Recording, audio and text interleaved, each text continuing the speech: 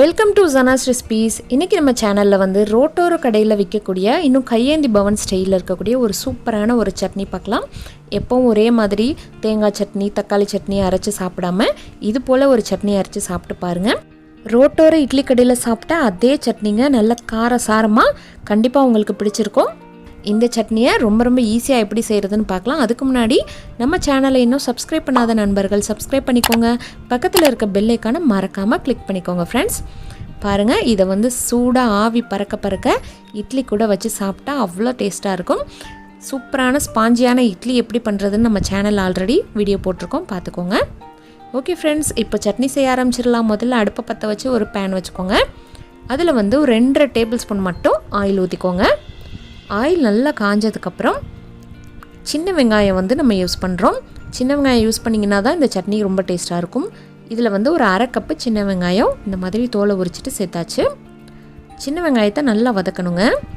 அதாவது வெளியில் பார்த்தீங்கன்னா நல்லா ரோஸ்ட் ஆன மாதிரி தெரியும், ஆனால் உள்ளுக்குள்ளே வந்து சதன்னு இருக்கும். அதனால் கொஞ்சம் டைம் கொடுத்து நல்லா வதக்கணும். நல்லா பார்க்கும்போதே அப்படி கண்ணாடி பக்குவத்துக்கு வந்ததுக்கப்புறம் ஒரு 1/4 கப்பு வந்து பூண்டு வந்து போட்டுக்கோங்க. பூண்டு வந்து நல்லா தோல் உரிச்சிட்டு இந்த மாதிரி சேர்த்துக்கோங்க. 1/2 கப்பு வந்து சின்ன வெங்காயம் எடுத்தீங்க அப்படின்னா 1/4 கப்பு வந்து பூண்டு போட்டுக்கோங்க. நான் வந்து இன்றைக்கி கொஞ்சம் சின்ன பூண்டு போட்டிருக்கேன், நீங்கள் வந்து பெரிய பூண்டு கூட போட்டுக்கோங்க.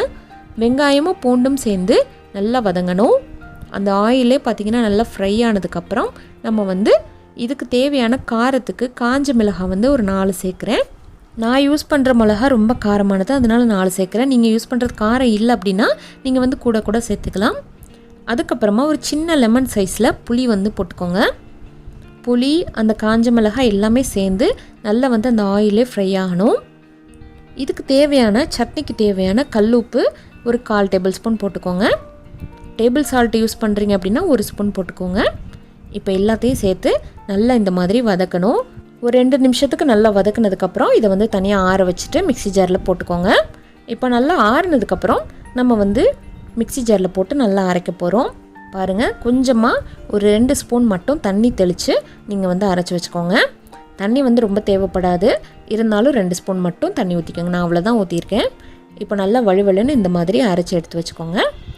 இப்போ இந்த சட்னிக்கு இன்னொரு தாளிப்பு ஒன்று நம்ம கொடுக்கணும். இப்போ மறுபடியும் அடுப்பை பற்ற வச்சுட்டு இந்த முறை வந்து நல்லெண்ணெய் ஊற்றிக்கோங்க. நான் வந்து ஒரு 2.5 டேபிள் ஸ்பூன் வந்து நல்லெண்ணெய் ஊற்றிருக்கேன். நல்லெண்ணெய் நல்லா காஞ்சதுக்கப்புறம் 1 டீஸ்பூன் வந்து கடுகு உளுத்தம் பருப்பு போட்டுக்கோங்க.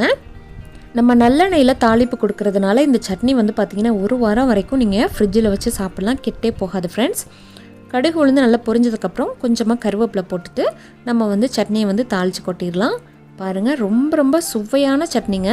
இதை ஒரு முறை நீங்கள் செஞ்சீங்கன்னா கண்டிப்பாக அடிக்கடி செஞ்சு சாப்பிடுவீங்க.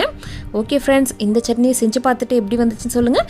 இந்த வீடியோ உங்களுக்கு பிடிச்சிருந்துச்சு அப்படின்னா வீடியோவுக்கு கீழே லைக்குன்னு ஒரு பட்டன் இருக்குது, நிறைய லைக்ஸ் கொடுங்க. ஃப்ரெண்ட்ஸ் அண்ட் ஃபேமிலி கூட நிறைய ஷேர் பண்ணுங்கள் ஃப்ரெண்ட்ஸ். ஓகே ஃப்ரெண்ட்ஸ், அடுத்த வீடியோவில் சந்திக்கிறேன். அது வரைக்கும் take care, bye. Thank you, thanks for வாட்சிங்.